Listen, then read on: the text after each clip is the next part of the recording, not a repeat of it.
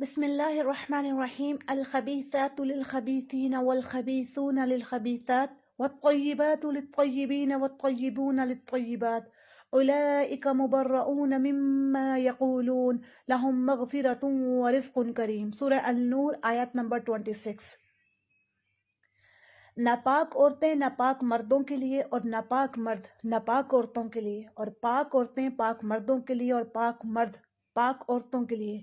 یہ پاک لوگ ان بدوغاؤں کی باتوں سے بری ہیں اور ان کے لیے بخشش اور نیک روزی ہے۔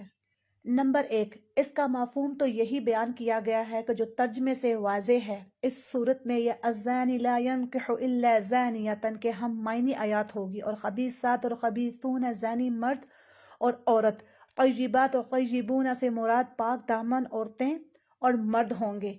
دوسرے معنی اس کے لیے ناپاک باتیں ناپاک مردوں کے لیے اور ناپاک مرد ناپاک باتوں کے لیے ہیں، اور پاکیزہ باتیں پاکیزہ مردوں کے لیے اور پاکیزہ مرد پاکیزہ باتوں کے لیے ہے۔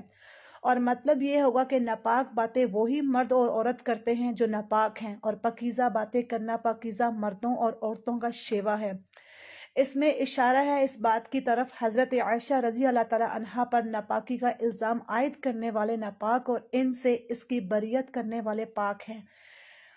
نمبر 2، اس سے مراد جنت کی روزی ہے جو اہل ایمان کو نصیب ہوگی۔